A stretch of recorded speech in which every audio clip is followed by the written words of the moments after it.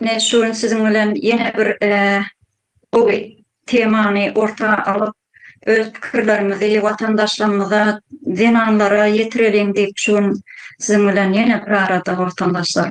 Hoş geldiniz Mehriban gelmeýizler. Şuunki temamız şu Türkmenistanda taga guramamız diýip Türkmenistanyň aýal gyzlarynyň arkalaşygynyň guramasy. Şu guramanyň şu zinanlaryň has hem özgür, bilimli, ılımly bolup bir has ýokary derejelere çykmagyna üçin özümiziň elimizden gelen işimizi edip şu türkmen zinanlaryna hasam ýakyn bolary, şolar bilen pikirlerimizi paýlaşaly diýip şuň siziň bilen bir arada watandaşlar. Ýene bir geze hoş geldiňiz şuňky gepleşigde. Şuňky gepleşigimizde biz ene kapitaly diýip öz pikirlerimizi şu ene kapitaly nähili bolmaly, şol enelere nähili bir golty bolmaly, kömek bermeli, şoň ýaly düşünjeleri siziň bilen paýlaşmakçy watandaşlar. Hoş geldiňiz ýene bir geze. Şu temadan öz pikirlerini watandaşlarymyza, dinanlarymyza ýetirmekçi bolan kardeşlerimiz başdan söz vereli. İlk sözü Melika Hanım size versek nähili görýäňiz vatandaşlar. Melika Hanım eşitmedi zaman. Yanlış masam. Ya mikrofon açıp bilmedi. Kardeşler şu yerde Melika Moğlin açıp bilmedi. Onun için Bahar Hanım size söz vereli başdan. Enäniň esasy çağı üçin biz özümüz indiki ýaşlaryň ýalňyşmazlygy üçin, ýalňyşlarymyzy gaýtalamamazlygy üçin biz aýtyp geçýäsde ene kapital diýip aldyk temany. Çağa geregidir enäniň hüwdüsi ýatan wagtyna, ýerden gelende turan wagtyna men çağam turupdyr diýip bir gowy sözler bilen çağanyň bir eşlesi gelen sözlerdir şolar.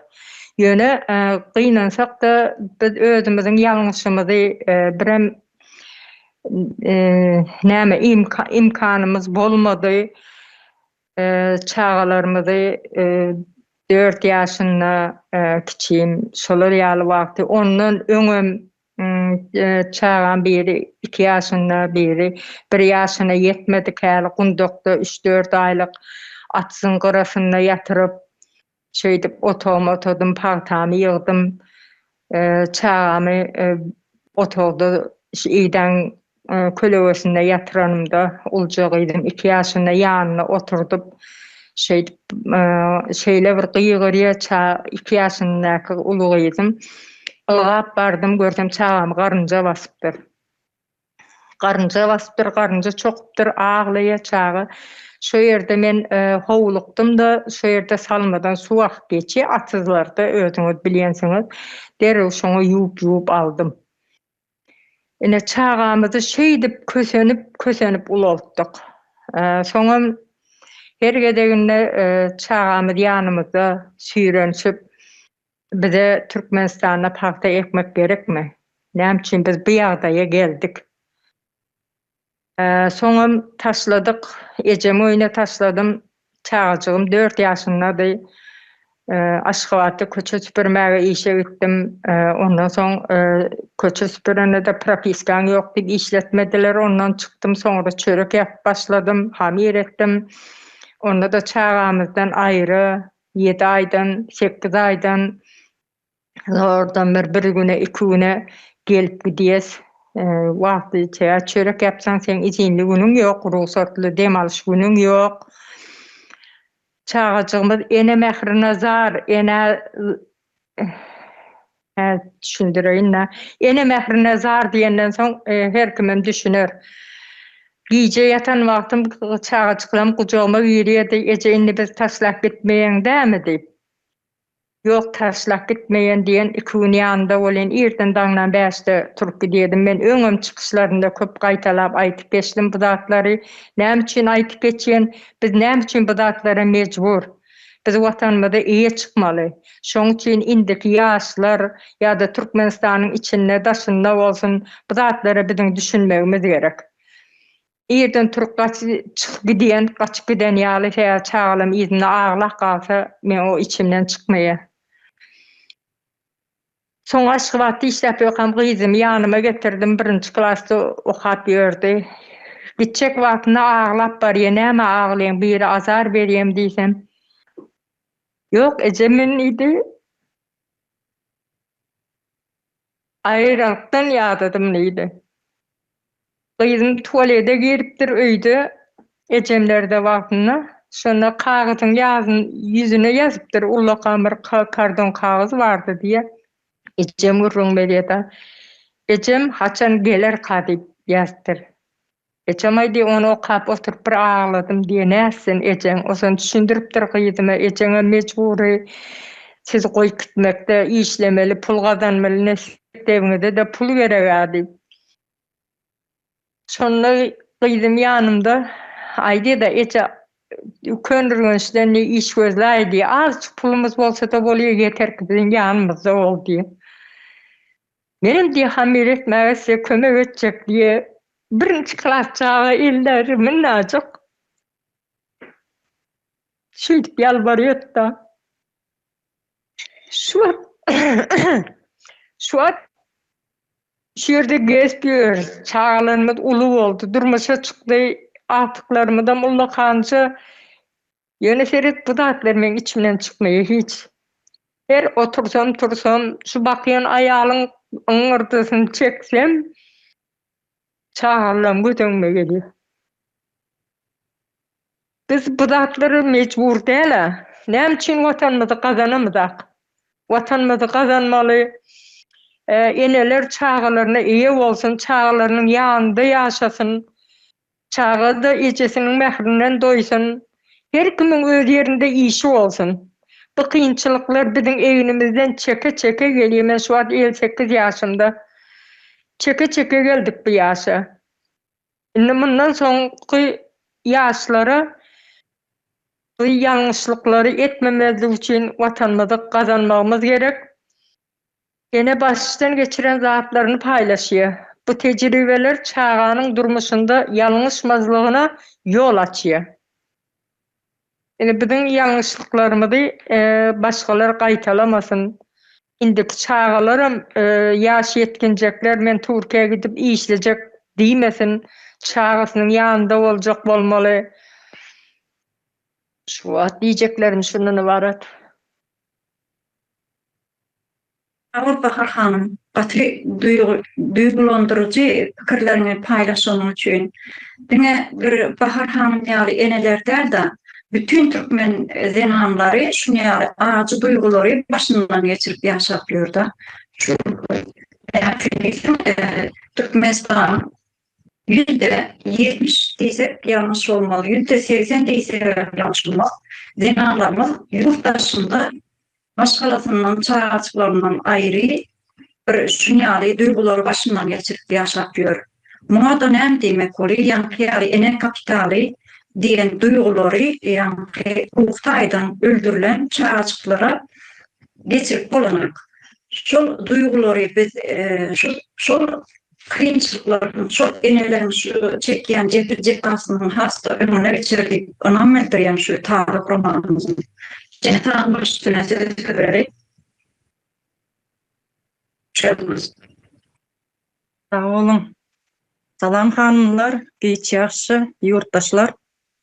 Ozallan bu temany ene kapital hakda ele alıp gepleşik etmemize teklif eden kardeşimiz Umida Hanım'a köp sağ olsun aydasım geliyor, köp sağ olsun. Yine bir neçe katıgı temalar teklif etti. Onlar da gelecek gepleşiklerde ederiz. Ene kapital bugünkü gün hasam öğrenmeli zat. Umida Han izine gönderme merkezde oturan yerinde de vatanı, halkın geleceğini düşünüyor. Bu temanın aytmanın sebebi yanında oturan bir Rus vatandaşı olan Zena'nın Rusya'ya gidip köpeleceğini ol yerde $18.000 berýändigini aýdypdyrdy. Bizde şeýle näme ene kapital diýen zat barmy? Soradı. Bizde ýok. Näme ýok? Şunun üstünde araşdyrmalar etdik. Bizde ene kapital diýen programa ýok. Bu programa diňe Russiýada bar. 2007-nji ýylda girizildi. Maksat demografik ýagdaýy östürmek we maşgalalara goldaw bermek. $6.000–7.000 aralygynda görkezilýär şu wagt. Ýöne pul görnüşinde berilmeýär. Döwlet tarapyndan keskitlenen ugurlary gönekdirilýär. Meselem diňe jaý, bilim ýa-da pensiýa üçin ulanýar. Türkmenistanda çağa doglandy, bir gezeklik pul kömegi berilýär. Çağa sanyna göre olam we 3 ýaşyna çenli her aýda da näme pasobiýasy bar. Olam Niyazow döwründe kesilip Berdimuhammedow döwründe berip başlady täzeden. Niyazow döwründe men birinji, ikinji çağamda şo puly alyp bilmedim. Näme üçin kestiler şo döwür? Türkmen resursy boýunça 4-nji ýerde baýlygy bilen soň 3-nji çağamda alypdym. Alanda näme? O berilýän pul çağam özüne yetmedi. Onun pampersi diýjekmi? Ene süýdi yetmedi. Daşyndan bebelak almaly boldum, çağı süýdi almaly boldum. Şo wagt ýöne 1,5 ýaşynaça berdiler. Soň 3 ýaşyna getirdiler. SSR döwründe de 6 ýaşynaça pul kömegi berilýärdi. Näme üçin Türkmenistan ýagdaýy ýokmy şoňa çağa 3-6 ýaşyna çenli ýaşaýan çağlar. Gaýtam şu ulaly berende aladasy ýetik bolýar. İşlemeýän enelere öýde çağı yetiştiren üçin kömek pulu vermeli diýip düşünýän.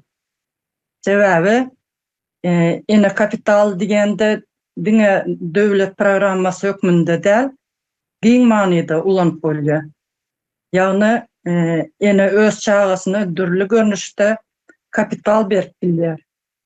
Bu diňe pul däl, eýsem şu ruhy terbiýe, bilim, sağlyk we sosial gymmatlyklarynyň toplumy bolup biler.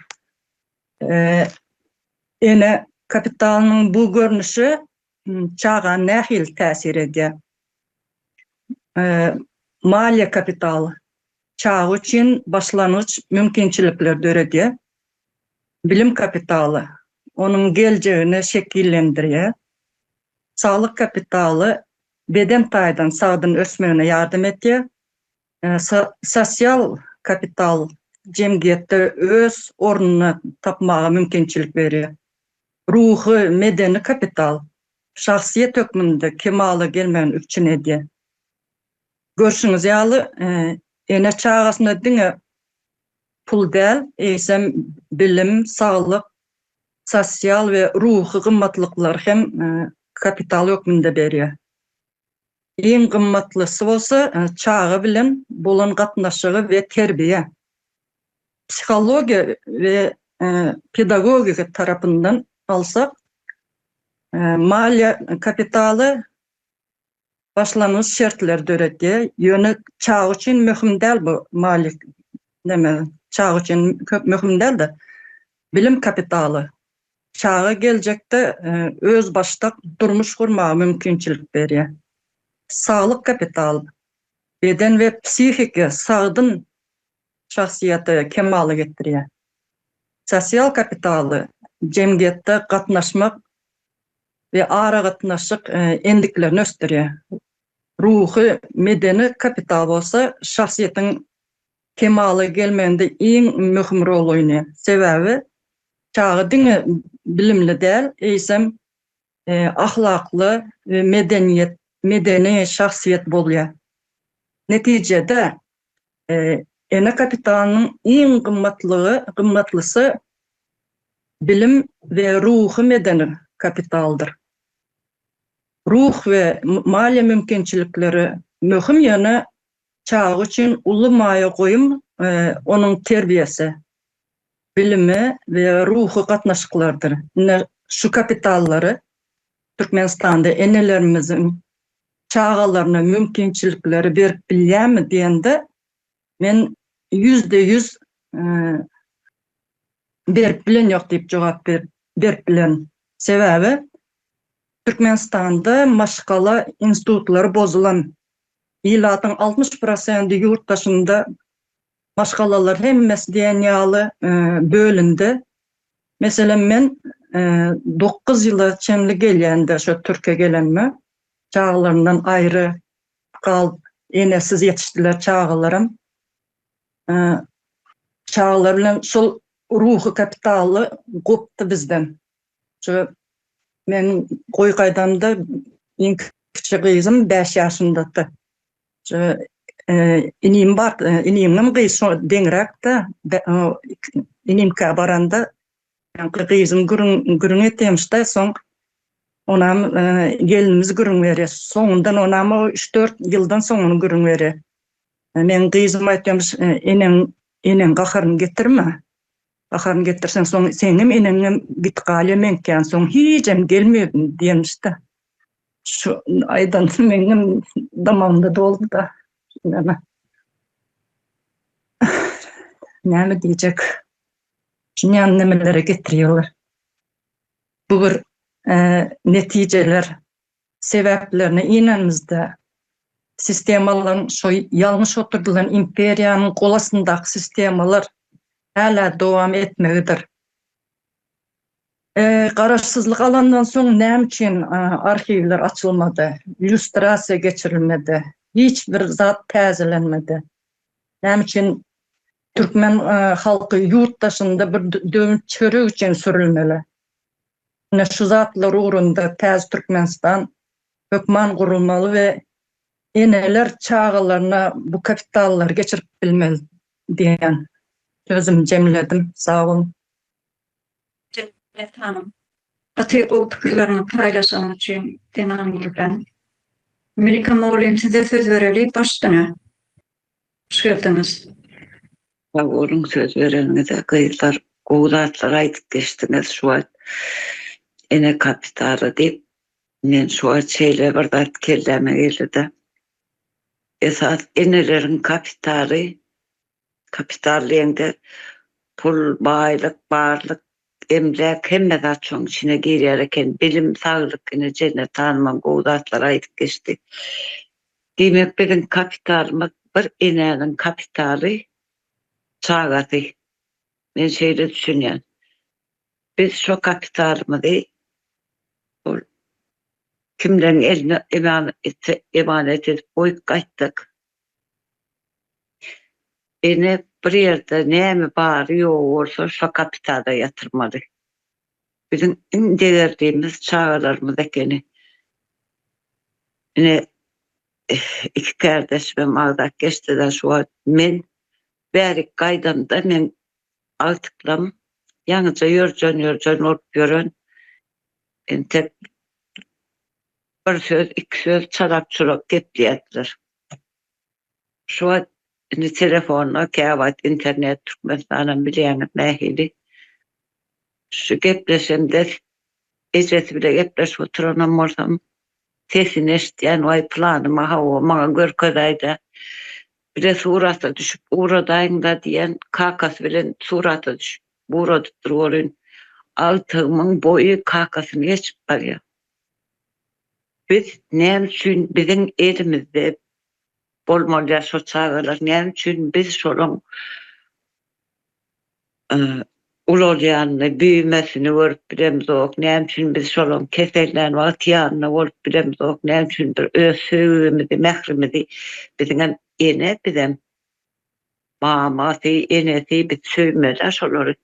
Näme üçin biz şo değerlenmeden yanına bolup bilemizok. En gerekli wagtymyz şu an. Şolar bir iç dünyada değişýär, etkinçilik güzel bolýar. Biz şolan ýanynda bir maslahatçy, nesihatçy bolup bilemizok.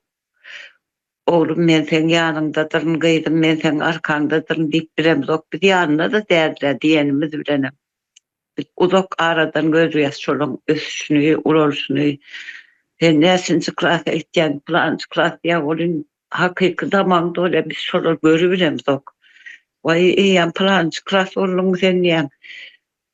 Gonçoňam bilen ok, kemsinip aglyjaňam bilen ok. Bizim kapitalımız bir enen kapitaly çağatı. Şoň üçin diýmek o çağa kapital bolýan bolsa ehli ýatyrymlary şu elindäki kapitala ýatyrmaly. Şonu aýakda tutmak üçin, şonu hayata agdarmak üçin näme etmeli bolsa, bilim, saglyk, edep, terbiýesi, medeniýet, desturi öwretmelimi, o çağa güwen bermeli. Men sen ýanynda diýmeli, ýöne biz ýanyna däl. Ýanyna bolup bilemiz ok. Mum ähli enelere diňe siz ýa menler o çağan arkasında daýaly bolup durmaly adamlar biz eneler. Ýöne edip bilemiz ok. Goramaly o çağa köklerini öwretmeli, nerden gelýär, kimlerden ol hayaty öwretmeli, hayaty tutunmaly öwretmeli, düşmegi, kalkmagy hemmesini düşen wagty ýanyna bolmaly, ağlan wagty ýanyna bolmaly, gözüniň ýaşyny silmeli. Olan bir dayançak höýençegi eneleri. Biz orta därden 5 manat uğrat ýatsa şolar pul bilen imsimetçik bolýar. Ýöne puluňam çözmeýän nimeler bara meseleler. Biz köp bir topar problemany imsim goýup aňyrda düňçegimize salyp diňe maddi tarapyny destek berjek bolýar. Onun içine biz häzir şu ýagdaýda bolsak, o çağanyň içinden nähili birigen dertler, aladalar batyr. Aýdy bilmän içinde çüýredip görenler. Biz orta Desmanadyň etlençiň peşinde geldik. Nerelerde dağlar, deňizler aşyp. Enem şu zatlaryň ýüregimizde çekip ber. Uzaktan söýýär, uzaktan eýderi, beýderi diýen bolýar ýöne elimizden gelýän. Uzaktan bir zat etip bilmeýände. Ýanyna bolmaly. Ne eşitýän habarlanma, gelýän habarlar gowy däl. Mektepden nähilidigini bilýär, eskerlik isseler, eskerlikde nähili günler ýaşatýanlaryny bilýär. Ene ýüregi şu zatlary eşitdikçe para-parça bolýar. Ol biriniň çağasy diýmeler, öz watandaşymyzyň çağasy bolsa diýmek teňem çağa şu. Her bir ene şonu ýa düşünmeli diýip düşünýär. Edir bize ihtiýaçy barka biz eneler iň degerlenmeden, iň kıymetlenmeden araçyp gaýtdyk. Hiç bir zat edebilmän. Şu açılan iň gorawa mätäç wagty ýanyna eneler ýok. Güwene ihtiýaçy barka ene ýene ýanyna ýok. Töýenere, derdini paýlaşara, gözüniň ýaşyny silere, ýene de ene ýok çağalaryň arasynda.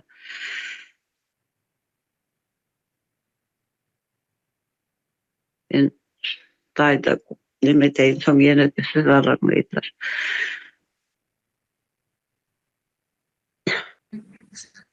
Melekam oldum. Bu gepleşigi ýanky bir duýgulanman watandaşlara ýetirip boljak neme däldi bu duýguymy gaty gynandyrjy bir ýagdaýlary başdan geçirip beren denanlar bolan soň duýgulanman gurrun etip boljak däl watandaşlar. Şerde Leyla hanım bize söz bereli. Başdyna Leyla hanım.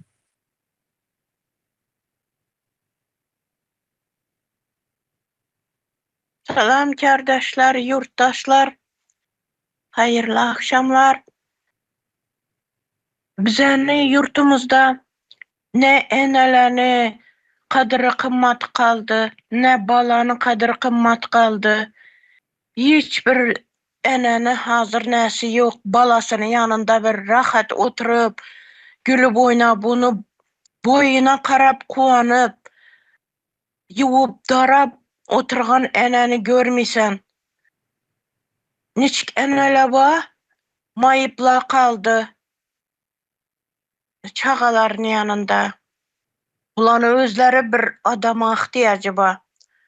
Yardımcıga ihtiyacı var. Anşın deyin eneler kaldı. Kadimden aytılgan bir söz var. Ana bilen bala, gül bilen lala dep. Ene bilen bala ne bop duradı? Lala bop duradı da açılıp duradı. Enesi yok çağala ine bir garip bir niçikdir keseldin şundin hissetadı özünü. Yarı yakı yok din hissetadı özünü. Şundettirip kemsilip ösük yatır bizeni çağalarımız. 20 yıldan beri yürgen eneler var daşar yurtlarda. Çağalarımızı hiç kimden kemetimiz, yediremiz, içiremiz, gidiremiz, okutamız, üyleyilletemiz, maşilletemiz dep yürgen eneler var. 20 yıllap. Şulanı çağaları indi. Enele bargandan soň şu eneni näsini bilemi? Kadrini bilemi şula? Bilmedi. Ne üçün dese mehir közde dedi. Yanında bolsa mehir boladı bir-birsine. 15 yıllap işlep bargan bir ayal 3 yaşında taşak giyen eken balasını. Şu balası indi 17 yaşına girgen. 17 yaşına girgen, lekin enesine meyri yok. Boyu ösken, aklı ösken, lekin meyir ösmegen, meyirsiz. Ene şu vayaga yetirip emine balamda meyir yok dep kısınıp cilli boğan. Cillixanaga düşken. Şundi yetken näle ba ayallarımız başındin şu derecege yetken. Indi muňa kim sebepçi? Kaçana çelli çözülacak bu? Kaçana çelli gidecek, devam edecek bu? Ne üçün bizeni ayal kızlarımız ayaka turup bir hakkını, hukukunu talep etip bilmeydi? Ne sebepten? Ne üçün korkadılar? Şunça çağala işlemeke gelip yaş yigitlerimiz, kızlarımız Türkiye'de, başka yurtlarda okuşa gitip ölüp durganlar ba. Şulanı eneleri ne üçün indemedi? Ne üçün demini çıkarmay oturttu?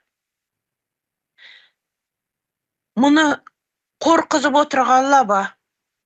Şundin zalimlar ba. Bizlerin yurtumuzda.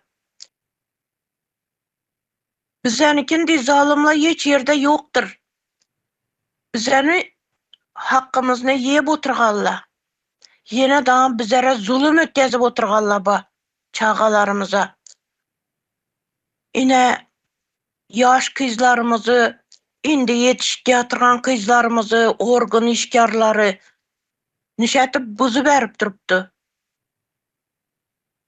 Biröw arkasından yine bir özlerine derek bir ayal kızlarını koyup şunu arkasından özleri teminlenip yürüptü. Şu kızlarını abrayını döküp kanı eneler şundan köp ne taptı mı indi? Kazanç taptı mı? Çağasını, baktını yitirdi şula. Şunu içila. Şunu üçün ayal kızlarımız bir özüne gelse, aklını bir başına toplasa da düşünemen de, hakkını talep etseler, üyünde oturup bizeni Türkmenistanımız 4. yerde duradı baylıkta. Şuna baylıkları nere gitip duruptu? Kim üçün o baylıklar? Nereden çıkıp durupdu? Kim alıp oturupdu? Dep şularını talep etseler yaxşı bolar edi. Hakkını talep etseler. Ben balamın yanında oturacakman. İş tavıp bermana dese. O çağalarım aç kaldı deseler. Yaxşı bolar edi. Bize hökmani rövüşte taza Türkmenistan'ı kurmalımız. Bu kul bolup gitken yaş kızlarımızı toplap almalımız yurtumuza. Yeter şu artık. Şunca yigitlerimiz getip yine yurtlarına çıkıp iş tapıbilmeyin, bir-birsinden iş sorap, maskaraçılık, bir-birsini ne etip oturğanla bayına yığlap, özünü özü asıp öldürdü yakında bir bala, 20 yaşında. 91. yıl bir baladam öldü. 2-3 balanın ölüsü eşitildi. Lekin enelerine ses çıkmadı. Sebep ne? Sebebi aytadılar, "Men verdim mi seni balanı? Men mi verdim?" dediler. O yurtlara dediler. Yine daha ulanı ölüsüne gitmek için hem yüzü giredi bu haramzadalar. $10.000 soruydu. Ana şu yaş bala ne için özünü özü astı? Sebep ne o? Yeter yetmezçilik karıza batık kegen eken. Türkmenistan'dan şöyle Türkiye'ye.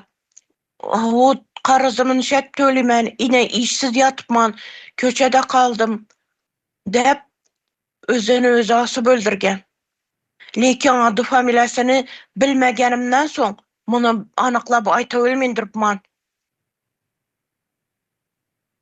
Şu derecege yetirdiler bizeni halkymyzy bula. Uf. Yandı bizeni, enelerim, balalaram yandı. Taza Türkmenistanımızı kuruşumuz gerek.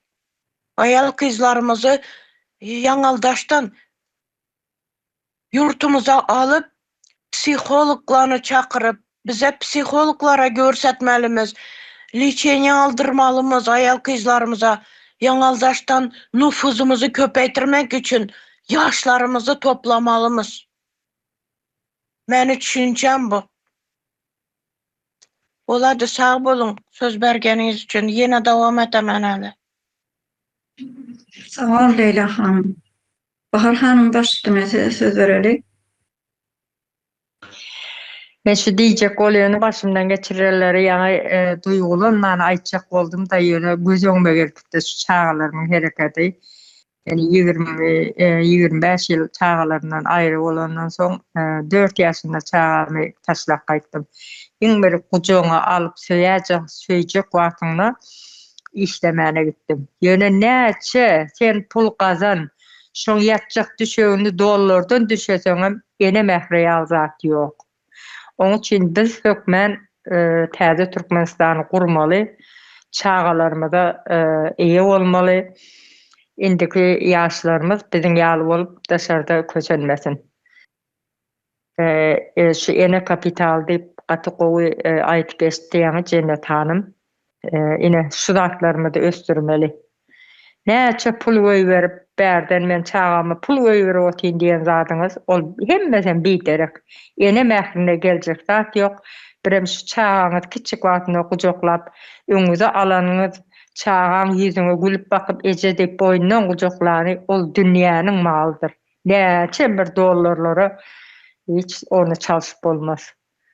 Şoň üçin hem täze Türkmenistan hökmen gurmaly. Sağ olun. Sağ ol Bahar hanım.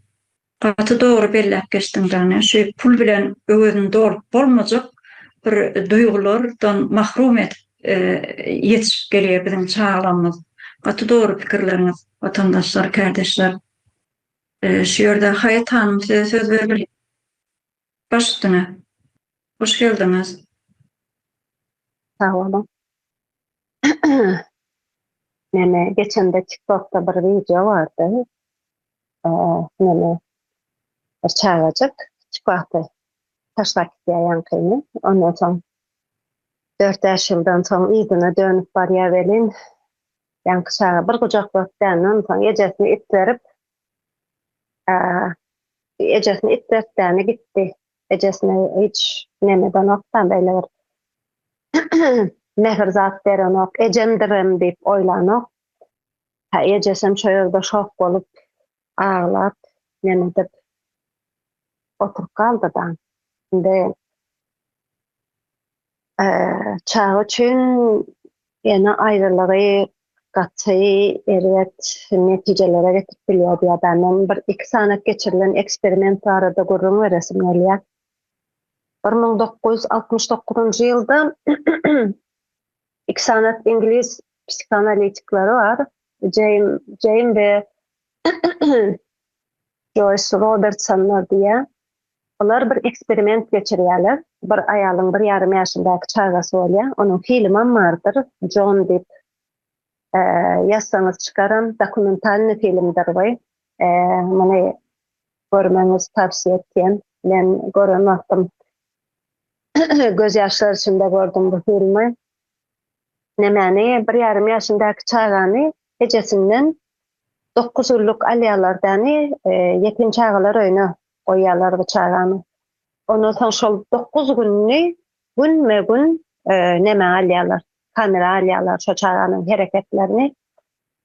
Ve şol bir gün, 2 güniň içinde şok ýaşaýar çaga. Ondan soň ol 2-3 günüň dowamında ağlap, zat edip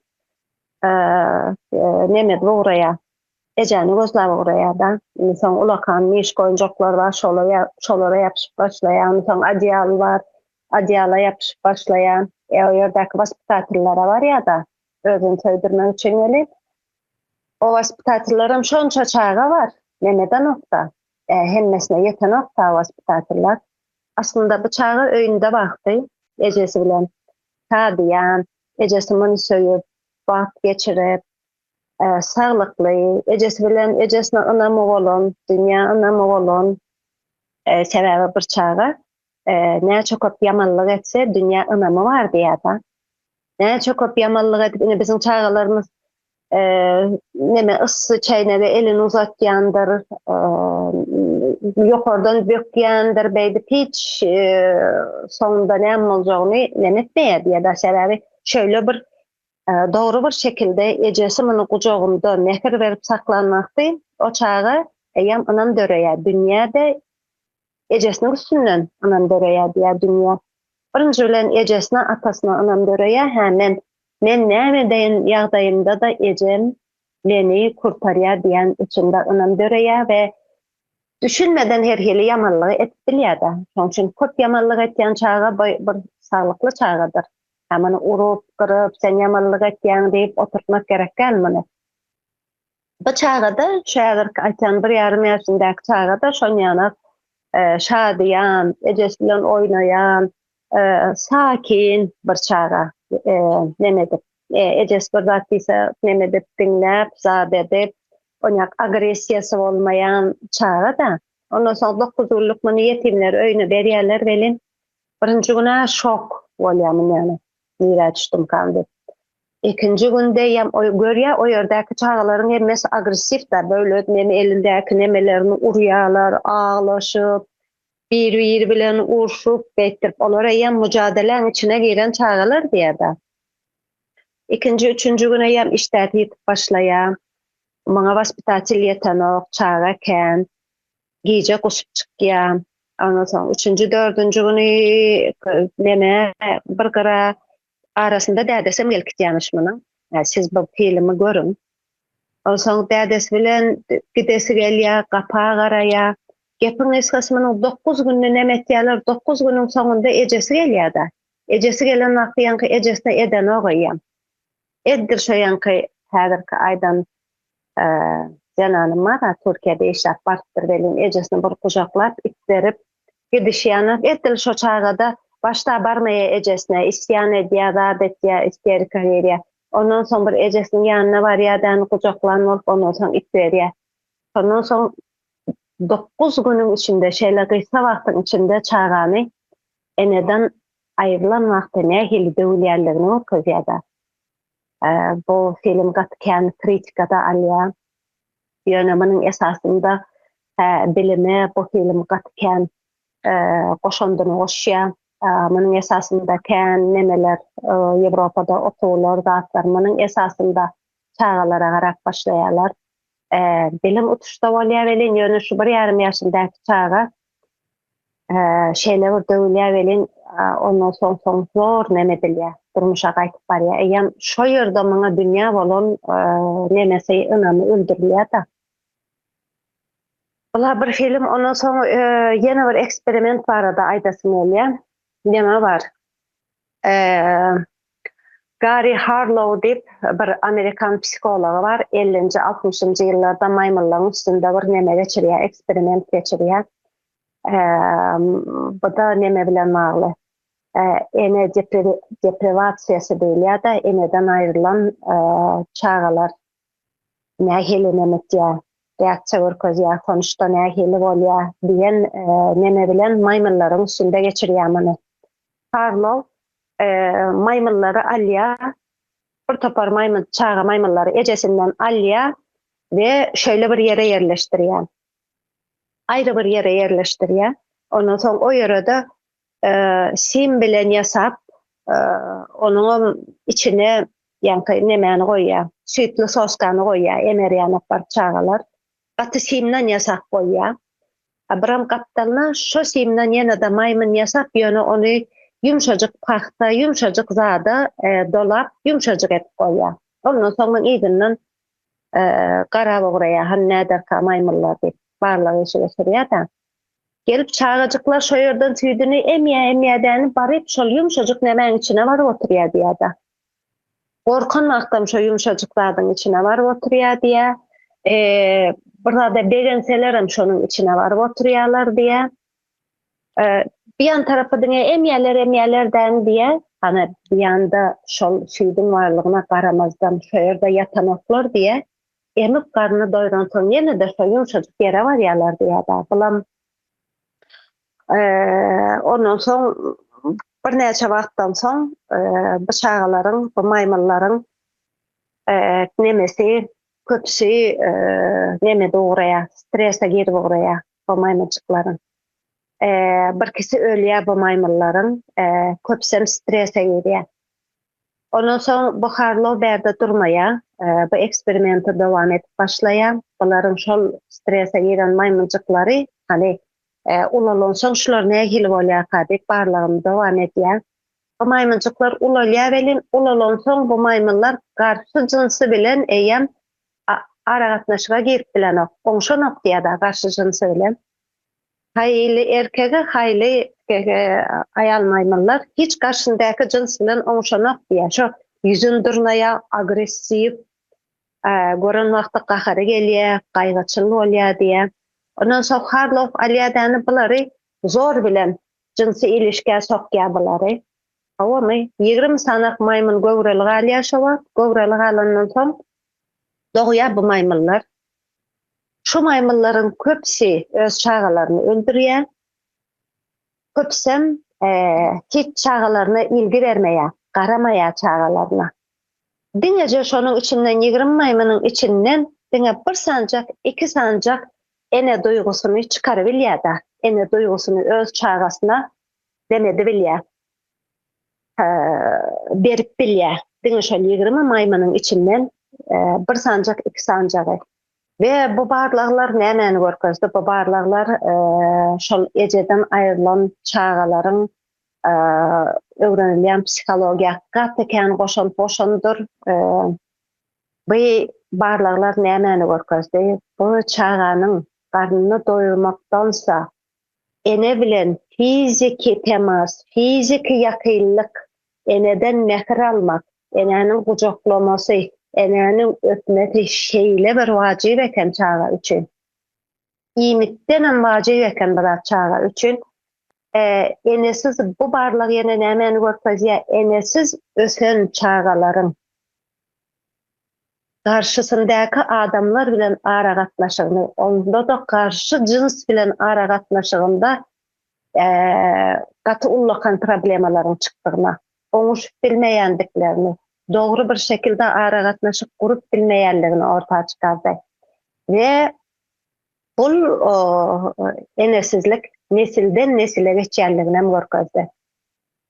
nesilden nesil şol enesi ösen çağaların öz çağalarına qarap bilmeýänliklerini, hatta öz çağalarını yaman görüp, öz çağalarını farksız qarap öldürme şelli barýallygyny görkezdiler. Şu derece ullakan sonuç yaratýan eken enesi varlığın çağalar üçin. Ve bugün bence ortalıkta ine diýäse, bizim näçin ýaşlarymız bugün farksız, näçin bizim ýaşlarymız empatiýasız, yok näçin bizim gellerimiz çağasyna garap bilenok, näçin gellerimiz çağalaryny taşlap gitdiýär, näçin urýa, zat etýän, näçin bugün ýaşlarymız bir-birine ananok. Näçin bugün ýaşlarymız bir-biri bilen ara gatnaşyp edip bilenok. Ene daşary ýurtlarda bizim gyzlarymız var. Kän çiğnetýän da nemelere bizim gyzlarymız garşy oglanlar bilen hiç ara gatnaşyp edip bilenoklar. Ya fazlaga gitýär, fazlalyga gitýär, öňünde gulýanak ýurup görýän bolýar, ya da hiç şolar bilen temasa girmek islemeýärler. O da şol enesiz çağalaryň nesilden nesile geçip bilýäniniň sebebi boýunça bugün ine biziň bugün nesilimizin bugün näme negatif bar olsa bugün hiç geň almagy gerekkäl. Bunun köpüsünün enesiz galan çağalaryň psiki taýdan alan zarwalarynyň sonuçlarydyr. Biz bugün mesela yankı kardeşlerimizin, hanımların aýdyp geçýän gadyrly enelerimiz, mehriban enelerimiz, siz bugün men çağamy taşlap gaýdaryn, onun yerine men çağamy puly bererin, men onu pula hiç mätäç etmerin. Men ona islan zadyny eşigini alıp bererin, islan zadyny alıp iýdirerin. Men onu islan okuwunda okudurun, islan gyzyny alıp bererin, toýuny edip bererin diýeniniz bilen bu sizin çağaňyzda ýaşadan aýrylangadan öwezini dolmaýar. Siz ýygyňyza gaýdyp baranyňyzda, sizin garşyňyzda size farksız bolan, size hiç islemeyen, size cınnyjygam empatiýa etmeyen, cınnyjygam canına acamayan, size ýabancı bolan bir çağalaryňyz bilen garşylaşarsyňyz. Çok ýaşarsyňyz, o boljak zat faktdyr. Ve men bu olaýlary häzirki biziň şu neme diýäsem, %70-80 ilatymız, köpüsen eneler daşary ýurtda işläpýärler çağalaryny taşlap. Ve ýurt ýa-da döwlet bar bolsa eger ýurduň içinde. Döwlet bar bolsa näme üçin demetmeýär? Ýurdumyza bir psikologlar ýok mesela. Bu zatlaryň barlyk işini geçirip, näçin biziň bugün çağalarymyz ýanak ýagdaýda, ýa ejeleri gidip çağalary iýzine galanda näkili travma geçirýärler. Munyň sonucu biziň jemgyýete näme berjek diýen hiç hili araşdyrma ýok. Bir ene, bir döwletiň reproduktiv bir organy diýelim, bir döwlet adamlardan ibaratdyr. Ve ene o döwlete adam taýarlap berýän bir fabrikadyr. Ve bu yerde ne zaman şahsiýet çykyp bilýär? Kaçanda ol enenin, yankı deyişlerimiz ýana resursny bolmayan kapital diýilýär adamyna. Kaçanda özünün bar bolan kapitallaryny çağa saglykly bir şekilde aktaryp bilen wagty. Mehrini veren wagty, sevgisini veren wagty, ojagyny östüren wagty, hiç zada mätäç bolmany. Munyň üçin bu ene hiç zada mätäç bolmaly däl. Ne finansiwy tarapdan, ne sosial tarapdan hiç bir zada mätäç bolmaly däldir. Döwlet muny üçin etmelidir.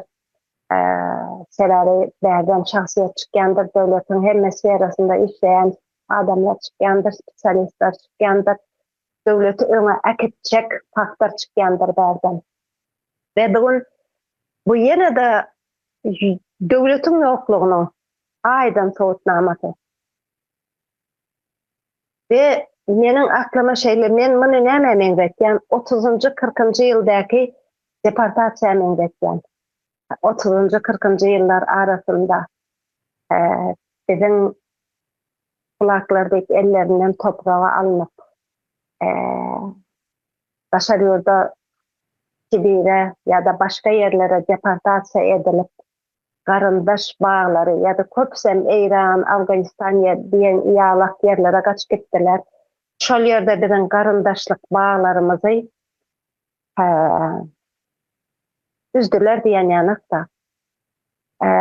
Gel indi häzirki wagtda bolsa biziň ýa maşgala baglanmady öwrüyorlar, maşgala institutumuzy ýogatdylar. Näme üçin bolýar? Näme üçin biz taryhy gaýtadan ýaşap oturýarys? Näme üçin o wagtdaýny biz şu wagt, ýöne häzirki zaman agyr bir şekilde bu gezek nesilimizi pida edip näme üçin biz muny ýaşap oturýarys bugün? Sebäbi biz şol wagt 1990 garaşlygymyzy aldyk diýen wagtlary biz bu arxivlary açyp taryhymyz bilen ýüzleşmedik. Biz bu taryhymyz bilen ýüzleşmeden bu taryhymyzy açaşan içinde, biziň muny ýaşatýan içindäki kimse, nämese arassalamadan, aýyklamadan biz bu taryh bilen gaýta garşylaşdyrar. Edir şu wagtda garşylaşanmy diýerler. Şonuň üçin bu arxivler açylmalydyr. O taryh bilen biz ýüzleşmelidir. Näme üçin ýüzleşmeli? Bizden soňky nesiller, biziň ýaşaýşymyz ýanak, munyň ýaşamagy ýanak. O arxivler açylmalydyr, illüstrasiýa geçirilmelidir. Sağ olun. Sağ olun Hayat Hanım, gaty gowy pikirlerinizi paýlaşanyňyz üçin. Şol ýanky bellep geçen filmlerinizi, linklerini şu gepleşigimiziň aşağına linklerini paýlaşarys. Hem vatandaşlarymyz, zenanlar bolsun, beýleki vatandaşlarymyzdan seretip bilerler diýen umydymyz var. Şu ýerde Aýşegül Hanım size söz berelik. Başlygyna Aýşegül Hanım, hoş geldiňiz.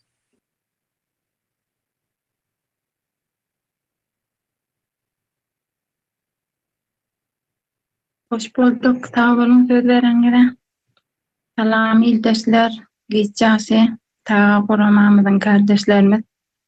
Bu guramany dörüden Umida Hanyma köp sağ olsunma aýtýan. Ene bilen çağa gatnaşak baýsam, menem duýgulanyp pikirimi aýdyp bilmem. Hanymlaryň aýdanyna goşulýan, ýani bir döwlet eneden, ene terbiýeden başlanýar. Ene çağa dogurmasa ila sany köpelmez. Hayat Hanım aýtýaly, ene bir çağa dogurýan fabrika misalında.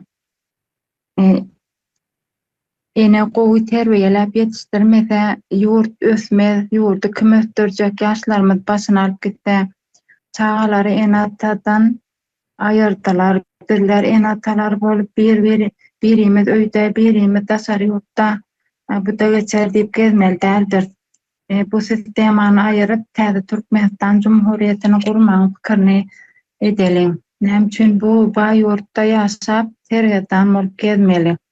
Näme üçin çağalarymyzy ene mähir nazar edip ulatmaly. Häzirki hökümet çağanyň enatanyň göz ýaşyna bakýarmy? Ýok, bakmaýa gaýtam. Şu derece mecbur etýär. Sizler bu günlere mecbur däldir. Hakymyzy sorap, hakymyzy talap etmäni öwreneliň. Çağalarymyzy dünýäde puluňa tapylmajak ene söýgüsine nazar etmeliň. Sözüm jemledim. Sağ olun. Sağ olun Aýşegül Hanım. Bu pikirlerinizi paýlaşanyň üçin. Kardeşler, mähriýan zenanlar şuň gaty bir neme zerur hem wajyp bir temanyň üstüne durup geçdik hem kardeşlerimize, vatandaşlarymyza, zenanlarymyza ýetireliň diýip Şulary köp paylaşdyk da kardeşler. Yine de pikirlerini goşjoklar barmy?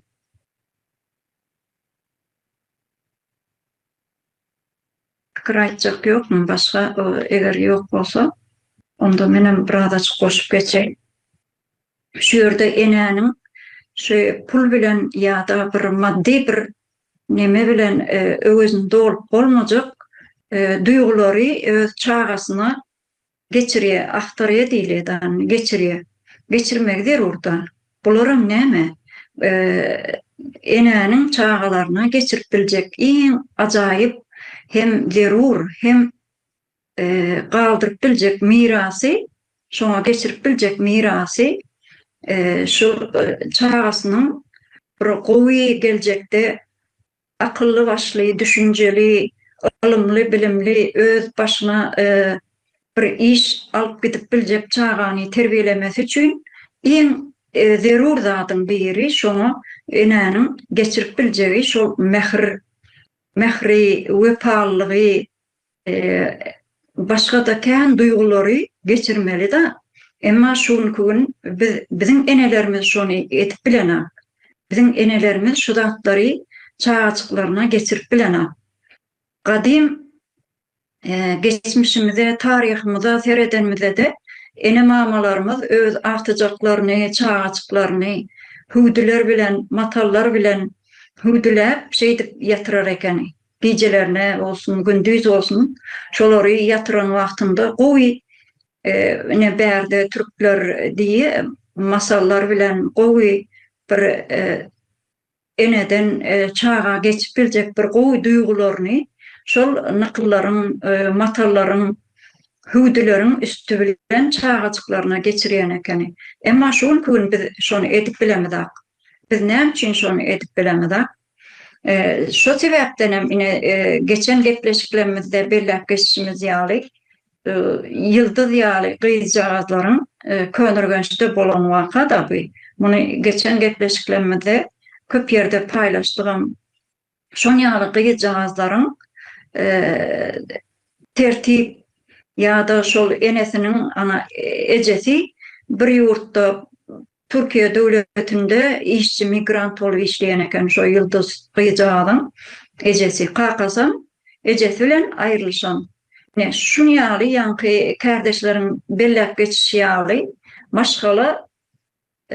maşgala durmuşyny ýok etdi şuňky rejim Türkmenistanda. Şoňa getiren netijeleri şol yıldız ýaly gyýjagaslaryň tertipsiz bir ýola baş goşmagy diýsek bu ýalňyş bolmasa gerek kardeşler. Şu ýerde şuňky temamyz gaty bir gynandyrjy, muny bir duýgu bilen nemekde ýetirdik watandaşlarymyza ýöne bu zatlar hakyky bolmaly zatlar şular. Eger şu ene şol duýgulary geçirip bilse çağaçyklaryna onda geljekde biz gowy nesil ýetişer diýip umyt etip biljek da. Melika Moğol'un başyna söz bereli.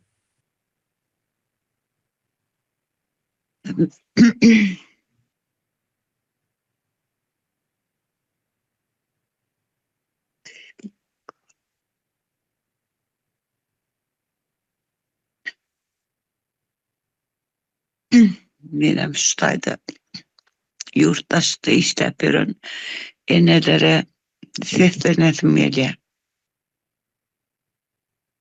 Biz öz çağaçyklarymyzy, öz barymyzdan ölen balaçyklarymyzy mehre, süýge, mätäç edip ýa hayat hanım gözüňizde ähli duýgularyny ýitirýär eken çağa. Enesiz galanlar. Bizden berden 15, 16, 17 ýyl işläp berenler bar. Men öňüm şutaýdy. 13 ýyl işläp ber. Men şeýler etdiňde men baram soň alçyklamy daşymy üşürjek de şolar bagyryma basyp oturjak diýen ýöne oň peýdasy ýok eýem. 50 ben bagyryma basanym bilenem olara şol duýguny berip bilmeýän. Eýem giç telefondan oşap şolan kokusyny aljak bolan içime çekjek bolan. Beýtip ýaşaýyş bolmaýar. gitmeli yurdumuzda täze Türkmenistany hökman gurmaly, hökman näme, nähil gymmadan düşýänim bolsa, ganymydan, canymydan azabynam. Gelecekde şular ýaly aýraçylyk bolmasyn. Beş köpüğümüz bilen biz olaryň göwününe aljak bolýar, olaryň durmuşa, olar bagyny ýol otýarys biz. Ine şo duýgulary ösmeýän çagalar bolýar.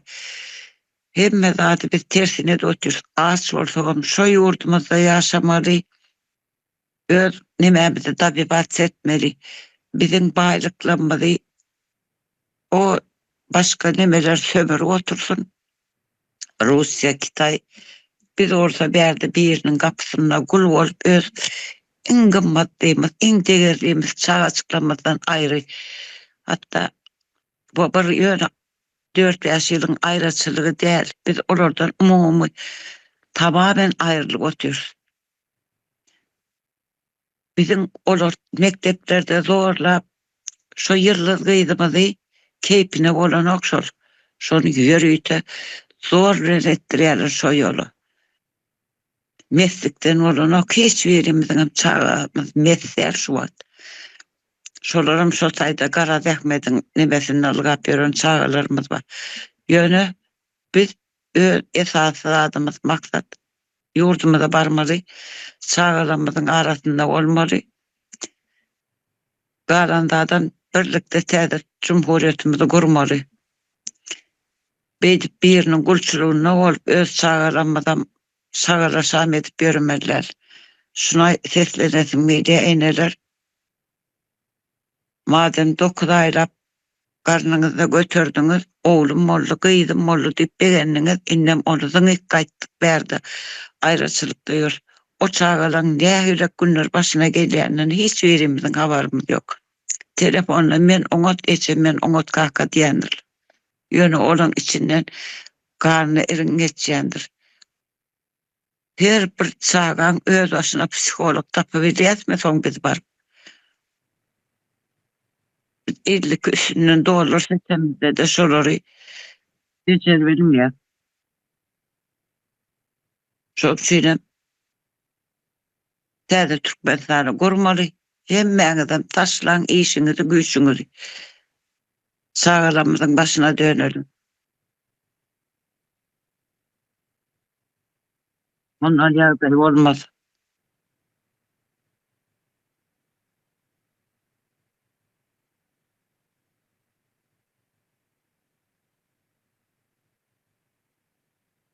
Sağ olun Melika Moğlu.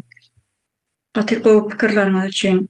Hayat Hanım, jemleýici söz hökmünde eger başga denanlardan, kardeşlerden pikirlerini paýlaşjak ýok bolsa, jemleýici söz hökmünde size söz berelim. Başladyňa.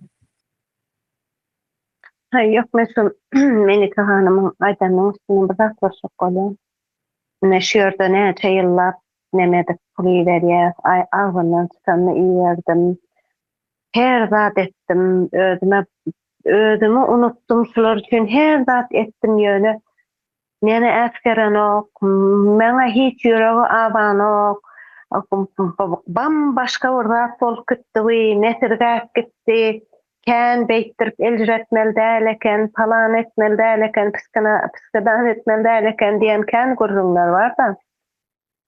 Ýöne şeýle bir zatlar, çağan üçin şunu ýanak özüni parksız ýa-da umursamayan neme sokya özüni.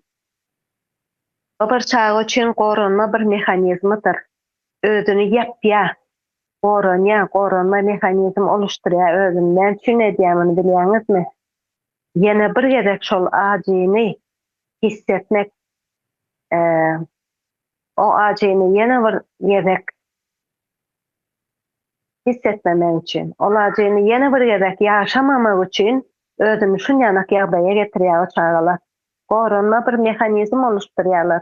Sizin o etdiňiz ýanak eljiredi, ay gaty zalim boldy bular, ýene bir zat boldy. Ýok, olaryň sizin o aýrylykdaky beren agyňyzy ýene bir ýerde ýaşamamak üçin, o gaty ulakan agy olar üçin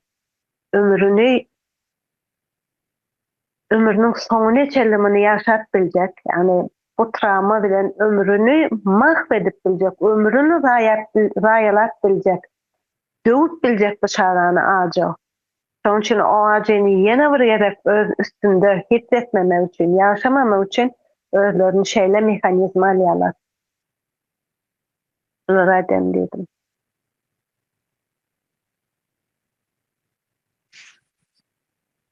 Sağ olun Hayat Hanım. Kardeşler başka fikir koşmak yok olsa cemlelik. Gepleşeğin has sonuna da yakınlaştık. Başka fikirlerini koşmak ayıracak yok olsa cemleyelim onu.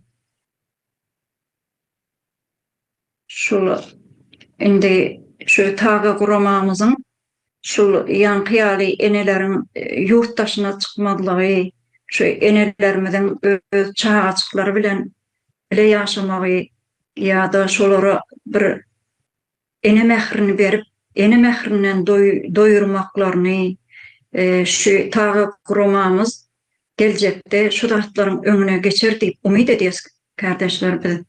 Sebebi indi 5-6 yıldan beri Gurucu meclis ululu bir işleri alıp barıp şu yurdun içinde bolup duran kıynandırıcam olsa ağacı hakikatları biz görüp otuyoruz yurdun içinde nähili kıynançlı vakaların bolup duranını näçe ol yalan propaganda bilen öňüne geçjegen bolsalar şu zatlar hakiki görünüp dur. Hakiki yüzü hükmünde yankı belep geçmedi ýaly yıldız ýaly gyýy çağaçyklaryň nähili elbet ýollara düşmegine ýol açyp berip oturan ýa-ni özlerini polis diýip ýa-da başga bir hukuk goraýjy diýip oturan adamlaryň şon ýaly elbet ýollara salyp oturandygyny biz ajam bolsa görüp oturýarys watandaşlar. Şol taga guramamyzdan şu zatlaryň öňüne geçer diýip umyd ederiz. Sebebi gelecekde biz şu gurucu meclis hükmünde ya da şu taga kuramamızı gelecekte has gençlerin devam eder denanlarımızın yine yurdun içinden taşınan bize gelip koşulur deyip umid ediyoruz. Gelecekki gepleşiklerimize öz fikirlerini koşurlar, bizim bilen bir arada bolup şu bolup duran cinayetlerin acı hakikatların önüne geçer deyip umid ediyoruz vatandaşlar. Şu anki gepleşigimizden biraz azgamazsa biz de düşüncelerimizi geçirip bilen olsak, yankıyalı zenanlarımızın kıynanayan yerini, ağrıyan yerlerini sizin bilen paylaşıp bilen olsak, biz eýýän bir has öňe gittik diýip düşünýäs da. Şoň üçin kardeşler, gelecekte bu gepleşigimizi ýene dowam eder. Ene kapitalynyň, enenin çağa geçirýän bir maddi tarapdan değil de özünün ruh tarapdan duygularını yine de sizin bilen şu gepleşiň üstüne durup geçeriz. Şoň üçin bizim bilen köpürek ara gatnaşykda bolmaňyzy, bizim şu gepleşigimize öz pikirlerinizi ýazmaňyzy, köpürek gelip bizim bilen pikir paýlaşmaňyzy şu ýerden ýene bir gezek ýatlatyp geçýäs watandaşlar, kardeşler, jenanlar esasen. Hoş sağ olun, şu gepleşigimize gelip beren pikirlerinizi paýlaşanyňyz üçin, watandaşlarymyza ýetireniniz üçin, denanlaryň ağrıyan yerini zenan kardeşlerimize ýetireniniz üçin köp sağ olun kardeşler. Gelecekki gepleşiklerimizde görüşençe hoş sağ olun.